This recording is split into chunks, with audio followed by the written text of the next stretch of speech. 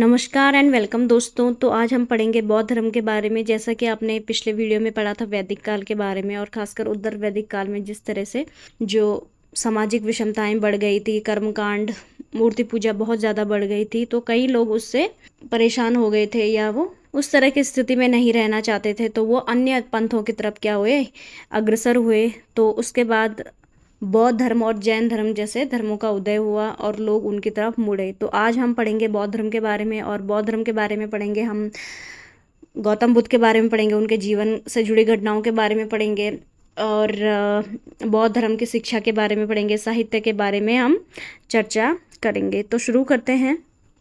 बौद्ध धर्म दुनिया का चौथा सबसे बड़ा धर्म है। तो बौद्ध धर्म क्या है? दुनिया का चौथे नंबर का सबसे बड़ा धर्म है। यह भारत में उत्पन्न हुआ और फिर म्यांमार, श्रीलंका, जापान, वियतनाम और थाईलैंड जैसे पड़ोसी देशों में फैल गया। और फिर ये कहाँ फैल गया? भारत के पड़ोसी देशों में, जैसे जापान, श्रीलंका, वियतनाम, चीन, थाईलैंड जैसे हमारे पड़ोसी देशों में फैल गया। अब हम पढ़ेंगे गौतम बुद्ध के जीवन के बारे में। तो गौतम बुद्ध क्या थे? बौद्ध धर्म के संस्थापक थे, और बुद्ध के नाम से जाने से पहले उन्हें सिद्धार्थ के रूप में जाना जाता था, यानी कि उनका नाम पहले क्या था? सिद्धार्थ था। उनका जन्म 563 ईसा पूर्व लुम्बिनी में हुआ था, जो आधुनिक नेपाल है। उनके पिता शुद्धोधन और उनकी माता का नाम क्या था? महामाया था, और वो अपने माता पिता की एकमात्र संतान थे। तो उनका जन्म हुआ था 563 ईसा पूर्व में, और लुम्बिनी यानी कि ये लुम्बिनी जगह है नेपाल में। और उनके पिता का नाम था शुद्धोधन और उनकी माता का नाम था महामाया देवी, और वो अपने मम्मी पापा की या माता पिता की क्या थे? एकमात्र वो संतान थे। उनकी मृत्यु 80 वर्ष की आयु में, सॉरी यहाँ पे गलती से टाइप हुआ है, 80 वर्ष की आयु में। तो आध्यात्मिक मार्ग शुरू होने से पहले उनका विवाह यशोधरा से हुआ था। उनका एक बेटा भी था, उसका नाम राहुल था, यानी कि आध्यात्मिक मार्ग पर चलने से पहले ही उनका विवाह भी हो गया था, और उनका एक पुत्र भी था जिसका नाम था राहुल। वे भी उसे सांसारिक जीवन में बांधने में असमर्थ है, यानी कि जब उन्होंने संन्यास या आध्यात्मिक जीवन का मन बना लिया था, तो वो अपने बेटे का भी मोह नहीं कर पाए। उनके जीवन के सबसे प्रमुख और प्रथम जो शिक्षक थे वो थे आला और उदारक। 29 वर्ष के आयु में सिद्धार्थ ने आध्यात्मिक यात्रा को सत्य की खोज और दुखों की समाप्ति के रूप में शुरू किया। तो 29 वर्ष की आयु में उन्होंने क्या कर दिया? अपना गृह त्याग कर दिया, और उन्होंने अपनी आध्यात्मिक यात्रा शुरू कर दी, जिसको उन्होंने सत्य की खोज और दुखों की समाप्ति के रूप में उन्होंने अपनी यात्रा को शुरू किया था। उनके जीवन की इस घटना को क्या कहा जाता है? महाभिनिकर्षण कहा जाता है। ध्यान दीजिए यहाँ पे कि उनके जीवन की घटना, गृह त्याग और आध्यात्मिक जीवन की जो उनकी स्टार्टिंग हुई, उस घटना को महाभिनिकर्षण कहा जाता है। और 35 वर्ष की आयु में सिद्धार्थ बौद्ध यानी कि बुद्ध बन गए, और उन्होंने उरुवेला में क्या करा? ज्ञान प्राप्त किया 35 वर्ष की आयु में। तो उन्होंने 6 वर्षों तक कम से कम वो भटकते रहे या ज्ञान प्राप्ति की खोज करते रहे। वह एक पीपल वृक्ष के नीचे, यहाँ पे बरगद गलती से आया है ब्रैकेट में, वो एक पीपल वृक्ष के नीचे निरंजना नदी के तट पर ध्यान कर रहे थे। और पीपल के वृक्ष को क्या कहा जाता है? बोधि वृक्ष कहा जाता है, और इस स्थान को बोध गया के नाम से जाना जाता है। तो उन्होंने कहाँ पे अपना ध्यान करा था? बोध गया में पीपल वृक्ष के नीचे उन्होंने अपना ध्यान करा था, और इस जगह को बोध गया के नाम से जाना जाता है। और बोध गया कहाँ है? बिहार में स्थित है। वैशाख मास की पूर्णिमा को उनको ज्ञान प्राप्त हुआ। धम्म चक्र प्रचार बुद्ध के जीवन की एक महत्वपूर्ण घटना है, जो उनका पहला उपदेश है। तो उनका पहला उपदेश है, उनको कहा जाता है धम्म चक्र प्रचार के नाम से उसको जाना जाता है। और यह आयोजन सारनाथ कहाँ है? वाराणसी में है, में उनका पहला उपदेश था। तो कभी ये क्वेश्चन आ जाता है कि बुद्ध ने अपना पहला उपदेश कहाँ दिया था, और उन्होंने कौन सी भाषा में दिया था, ये भी पूछा जाता है। तो उन्होंने पाली भाषा में अपना पहला उपदेश दिया था। प्रसेनजीत, बिंबिसार और अजातशत्रु उनके क्या थे? उल्लेखनीय शासक और शिष्य थे। तो उनके शिष्य कौन थे और उनके समकालीन कौन कौन से राजा थे? प्रसेनजीत, बिंबिसार और अजातशत्रु। भिक्खु या भिक्षु ऐसे भिक्षु थे जिन्हें अपना सादा जीवन जीने के लिए भौतिकवादी सुखों का जिन्होंने त्याग कर दिया था। तो भिक्खु या भिखारी एक ऐसे भिक्षु थे जो कि जिन्होंने सादे जीवन को चुना, और उन्होंने भौतिकवादी जीवन को त्याग दिया था। बौद्ध धर्म के कुछ प्रसिद्ध भिक्षु हैं सारिपुत्र, आनंद, महाकस्पा, अनुराधा, उपाली और राहुल। तो क्या कौन कौन है प्रसिद्ध भिक्षु? सारिपुत्र, आनंद, महाकस्पा, अनुराधा, उपाली और राहुल। और आनंद उनके सबसे प्रिय शिष्यों में से एक थे बुद्ध के। वर्धमान महावीर जैन धर्म और गौतम बुद्ध के समकालीन थे। तो गौतम बुद्ध किसके समकालीन थे? महावीर जैन के समकालीन थे। अब हम पढ़ेंगे बुद्ध और उनके जीवन की महत्वपूर्ण जो घटनाएं हैं और उनके क्या क्या प्रतीक हैं। तो बुद्ध के जीवन की घटनाएं, बुद्ध का जो जन्म है उसका प्रतीकात्मक चिन्ह क्या है? कमल और बैल। महाप्रस्थान, महाभिनिकर्षण, घोड़ा, इसका प्रतीकात्मक चिन्ह है। तीसरा है आत्मज्ञान या निर्वाण, ये बोधि वृक्ष है। पहला उपदेश, धर्म चक्र परिवर्तन, इसका जो प्रतीक है वो पहिया है। मृत्यु परिनिर्वाण, इसका प्रतीक क्या है? स्तूप है। अब जानेंगे हम बौद्ध दर्शन के बारे में। तो बौद्ध दर्शन में सबसे पहले 4 महान सत्यों की बात की गई है। दूसरा, इसमें 8 गुना पथ की बात की गई है। और तीसरा, इसमें बौद्ध धर्म के त्रिरत्नों की बात की गई है। तो हम बारी बारी से पढ़ेंगे। पहले हम पढ़ेंगे बौद्ध धर्म के 4 महान सत्य। तो बौद्ध धर्म के 4 महान सत्य क्या क्या थे? पहला था कि संसार दुखों से भरा हुआ है। ठीक है, पहला सत्य क्या था? कि संसार दुखों से भरा हुआ है। इच्छा ही सभी दुखों का मूल कारण है। और क्या है? जो इच्छा है वो सारे दुख का कारण है। दुख पर विजय प्राप्त कर इच्छा पर भी विजय प्राप्त की जा सकती है। और जिसने दुख पर विजय प्राप्त कर लिया वो अपनी इच्छाओं पर भी क्या कर सकता है? विजय प्राप्त कर सकता है। बौद्ध धर्म में 8 गुना पथ का पालन करके इच्छा पर विजय प्राप्त की जा सकती है। तो इच्छा पर विजय प्राप्ति के लिए उन्होंने 8 गुना पथ का पालन करने को कहा। अब ये 8 गुना पथ क्या क्या थे हम पढ़ेंगे इनके बारे में।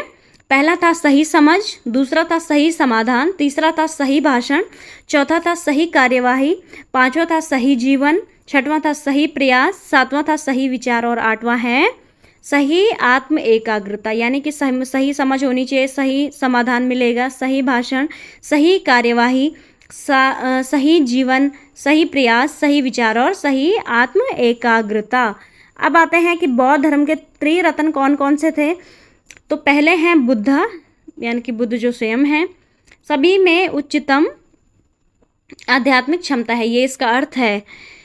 ठीक है, दूसरा है धम्म, बुद्ध के उपदेश। संघ, तीसरा रत्न है इसका संघ, बौद्ध धर्म का पालन करने वाले भिक्षुओं का आदेश। अब हम पढ़ेंगे बौद्ध परिषद या बौद्ध संगतियों के बारे में कि कौन कौन से काल में बौद्ध संगतियां या बौद्ध परिषदों का आयोजन किया गया था।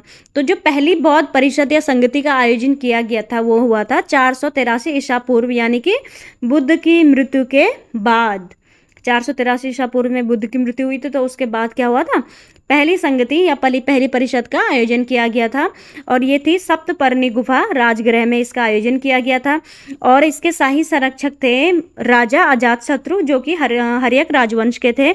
और इसके अध्यक्ष कौन थे? इस परिषद या इस संगति के जो अध्यक्ष थे वो महाकश्यप थे। और उसके इस संगति के क्या क्या परिणाम हुए कि आनंद द्वारा सुत पिटक और उपाली द्वारा विनय पिटक का समापन किया गया। जो दूसरी बौद्ध संगति थी वो 383 ईसा पूर्व में हुई और ये बिल्कुल इसके 100 साल बाद हुई।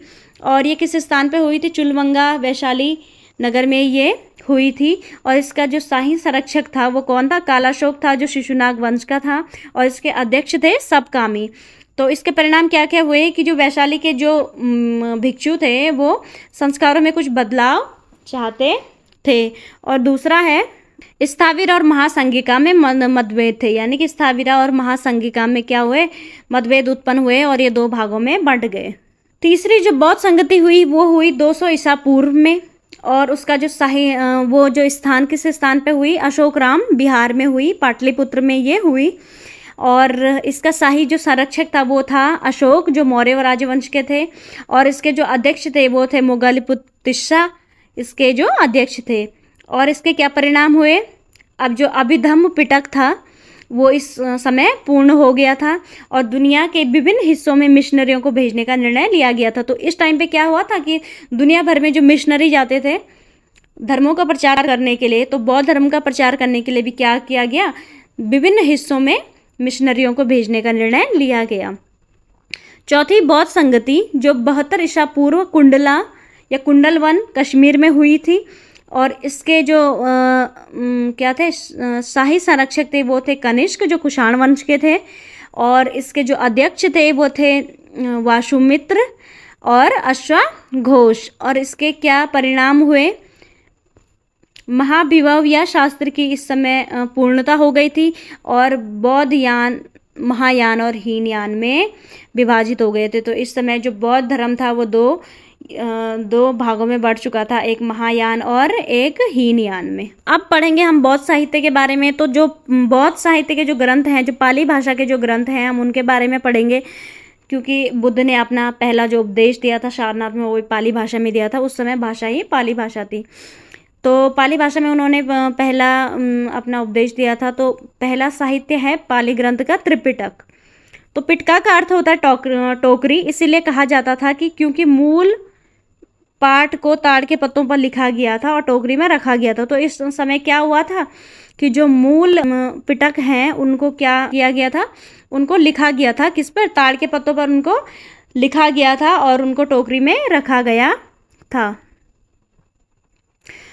तो इनमें पहला पिटक था सुत्त पिटक। सुत्त पिटक में बुद्ध के कथनों के बारे में है, ध्यान दीजिए। और दूसरा है विनय पिटक, इसमें मठवासी जो संहिता है उसके बारे में है। तीसरा है अभिधम्म पिटक जो बुद्ध के धार्मिक प्रवचनों के बारे में है। तो सुत्त पिटक और विनय पिटक के बारे में आपने ऊपर अभी बताया आपको कि जब पहली बौद्ध संगति हुई थी तो बुद्ध के जो शिष्य थे आनंद ने क्या किया था, सुत्त पिटक और उपाली ने क्या किया था, विनय पिटक को पूरा कर दिया था, उसका मतलब लिखना। दूसरा जो ग्रंथ है उसको कहा जाता है मिलिंद पन्हो। इसका रचना काल है 100 ईसा पूर्व, यानी 100 ईसा पूर्व में ये लिखा गया था। और ये किसके बारे में है, ये है बौद्ध भिक्षु नागसेन के बारे में। और भारत और यूनानी जो शासक थे मिलिंद या मिंडेकर इनको कहा जाता है, उनके बीच में वार्तालाप हुआ था, उसका इसमें वर्णन है। तो जो नागसेन थे, नागसेन एक प्रमुख बौद्ध भिक्षु थे और जो राजा थे, राजा मिलिंद थे, वो भारत यूनानी राजा थे, क्योंकि भारत में भी उनका कुछ स्थानों पर उनका क्या था, राज्य था। और उनके बीच में क्या हुई थी, आपस में वार्तालाप हुआ था, संवाद हुआ था। तो उसके बारे में इस ग्रंथ में दिया गया है। अब ये तो हो गई पाली भाषा के। अब हम पढ़ेंगे संस्कृत भाषा के जो ग्रंथ हैं बौद्ध धर्म के, वो कौन कौन से हैं। तो जो अश्वघोष हैं, अश्वघोष ने लिखी है बुद्ध चरिता, सौंदरानंद, सूत्रालंकार, सारिपुत्र परिवर्चन और वज्र सूची। वसुमित्र ने लिखा है महाविवाद शास्त्र। बुद्ध घोष ने लिखा है विशुद्धगा, अथ्या कथायेन और सुमंगल वासिनी। नागार्जुन ने लिखा है मध्यमिका कारिका, प्रज्ञा परिमिता कारिका आदि। अब हम पढ़ेंगे बौद्ध संप्रदायों के बारे में। जैसे कि हमने चौथी बौद्ध संगति में के अंतर्गत पढ़ा था कि इसके परिणाम क्या हुए थे कि जो बुद्ध संप्रदाय था वो 2 भागों में विभक्त हो गया था। तो पहला संप्रदाय था इनका हीनयान। इनके भक्त बुद्ध की पहली शिक्षा में विश्वास करते थे, यानी कि जो गौतम बुद्ध की मूल शिक्षा थी ये, उसमें विश्वास करते थे हीनयान संप्रदाय के लोग। उन्होंने आत्मनियंत्रण और प्रतिबिंब के माध्यम से विलक्षण मोक्ष की तलाश की थी। तो उन्होंने क्या करा था कि आत्मनियंत्रण से मोक्ष की उन्होंने तलाश की थी। उन्हें मूर्ति पूजा पे बिल्कुल भी विश्वास नहीं था। उन्होंने पाली भाषा का समर्थन किया था। इन्हें दक्षिण बौद्ध धर्म के रूप में जाना जाता था, क्योंकि यह भारत के दक्षिण में रहते थे। उदाहरण के लिए ये रहते थे श्रीलंका, श्याम यानी कि थाईलैंड, जावा, इंडोनेशिया, ये यहाँ पे रहते थे। और वैभाषिका और सौंततिका, ये हीनयान के 2 उपसमूह बने बाद में। तो ये उनके बारे में वैभाषिका और सौंततिका। अब हम जानेंगे महायान के बारे में। तो इनके समर्थकों को बुद्ध की चमक में विश्वास था। जैसे कि हीनयान वाले थे वो तो बुद्ध की मूल शिक्षा के समर्थक थे, लेकिन इनको बाहरी चमक में विश्वास था बुद्ध की। इन्होंने बुद्ध और बोधिसत्व की सुंदरता के माध्यम से सभी उद्धारों की तलाश की। तो इन्होंने किसके माध्यम से की तलाश, बुद्ध और बोधिसत्व के बाहर की सुंदरता के माध्यम से इन्होंने क्या की, सभी उद्धारों की तलाश की। इनको मूर्ति पूजा में विश्वास था। इन्होंने संस्कृत भाषा का समर्थन किया और जो हीनयान वाले थे उन्होंने पाली भाषा का समर्थन किया। इन्हें उत्तरी बौद्ध के रूप में जाना जाता है, क्योंकि यह भारत के उत्तर में रहते थे। उदाहरण के लिए चीन, कोरिया, जापान और इसी प्रकार के उत्तर में जितने भी क्षेत्र थे ये वहाँ पे रहते थे। मध्यमिका सलुण्यवदा, इसके संस्थापक थे नागार्जुन। और योगचार विजयनावाड़ा, इसके संस्थापक थे मैत्रेयनाथ और उनके भक्त असंग, वे कहते हैं महायान के दो क्या ये उपसमूह थे। पहला है मध्यमिका और दूसरा है योगचार। तीसरा पढ़ेंगे वज्रयान के बारे में। इनके भक्तों ने स्वीकार किया कि मोहित शक्ति प्राप्त करके मोक्ष को पूरा किया जा सकता है, जिसे वे वज्र कहते हैं। तो ये वज्रयान, इनके भक्तों ने क्या स्वीकार किया कि जो मोहित इनके पास शक्ति है उसको प्राप्त करके मोक्ष को प्राप्त किया जा सकता है। इस नए समूह के केंद्रीय विभाजन तारस थे, और इस नए समूह के केंद्रीय विभाजन कौन थे? तारस थे। इसे पूर्वी भारत विशेषकर बंगाल और बिहार में क्या मिली थी? मुख्य धारा मिली थी, यानी कि यहाँ पे इसका विकास हुआ था। अब हम जानेंगे बोधिसत्व के बारे में। तो बोधिसत्व जो यहाँ पे दिखा रखे हैं, वज्रपाणी, इंद्र की तरह वो वज्रपात, अधर्म और बुराई का शत्रु धारण करता है। तो क्या करते हैं ये?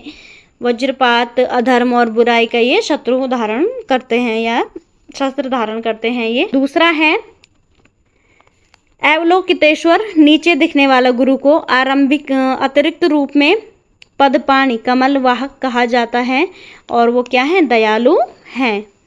तीसरा है मंजूश्री, स्थिरता की समझ, वह 10 परिमिताओं गहन आदर्शों को चित्रित करने वाली पुस्तक रखती है। चौथी है मैत्रेय, जो भविष्य के बुद्ध हैं। पांचवा है क्षत्रिय, जो अंग के द्वारपाल हैं। और छठवें हैं अमिताभ, जो बुद्ध का स्वर्ग है। तो आज के लिए बस इतना ही। हम अगले वीडियो में चर्चा करेंगे जैन धर्म के बारे में। So thank you.